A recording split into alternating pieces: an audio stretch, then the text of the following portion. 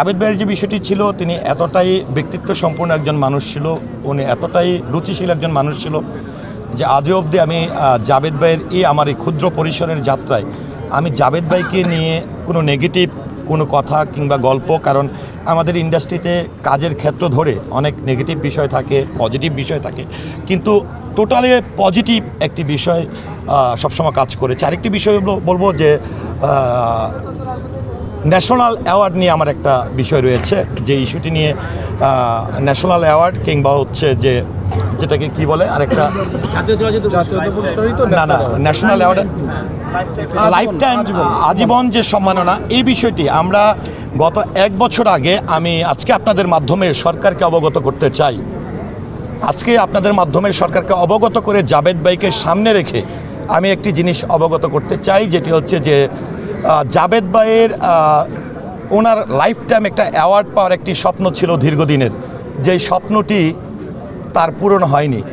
হয়তো আজকের এটি হতে পারে একটি অনেক বড় ধরনের প্রতিবাদ চাও পাওয়া গুণী শিল্পীদের জন্য।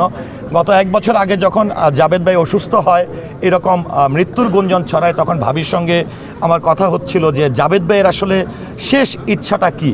নায়াসিনামাইড ও স্যালিসাইলিক সমৃদ্ধ লিলি ফেস ওয়াশ, যা ফেসের ডেড স্কিন সেল দূর করে দেয় দ্বিগুণ ফাস্টার ব্রাইটেনিং। একজন শিল্পীর বরাবরই যে শেষ ইচ্ছাটা থাকে, সেই ইচ্ছাটা হচ্ছে আজীবন সম্মাননা।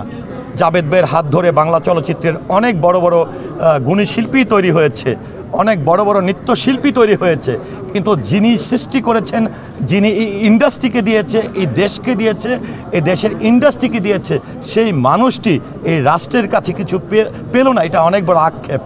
এবং জাবেদ ভাই বরাবরই লাস্ট যেটি আমাদের লাইফ টাইম অ্যাওয়ার্ডের যে বা ন্যাশনাল অ্যাওয়ার্ডের যে একটি জুরি বোর্ড হয়েছে, সেখানে আমার সঙ্গে কথা হয়েছিল বাংলা চলচ্চিত্রের কিংবদন্তি চিত্রনায়ক, আপনারা জানেন যে নাঈম ভাই ন্যাশনাল অ্যাওয়ার্ডের জুরি বোর্ডে তিনি আছেন। পাশাপাশি আমাদের বাংলা চলচ্চিত্রের আরেকজন অহংকার কিংবদন্তি অভিনেত্রী চিত্রনায়িকা সুচরিতা আপা তিনি।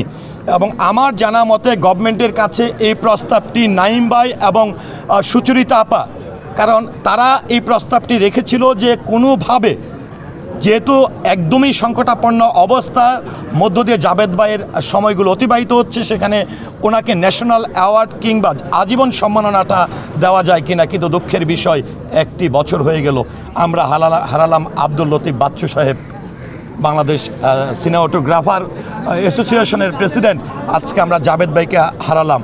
আমরা আসলে কি হলে এই যে গুণী মানুষগুলো চলে যাচ্ছে কেনই বা, আমার একটি প্রশ্ন যে আমরা কবে তাদেরকে সম্মান দিব, আর কয়জন মানুষ ইন্ডাস্ট্রিতে এখন আছে। তো সেই জায়গায় আমি মনে করব জাবেদ ভাইকে সামনে রেখে আমি সরকারের সুদৃষ্টি কামনা করছি। আজকে যারা এই ইন্ডাস্ট্রিকে সৃষ্টি করেছে, সারা বিশ্বের কাছে ইন্ডাস্ট্রির দ্বারপ্রান্ত পর্যন্ত পৌঁছে দিয়েছে, যারা এখনও জীবিত আছে, দয়া করে তাদেরকে সঠিক মর্যাদা সম্মান দেওয়ার জন্য আমি অনুরোধ করব।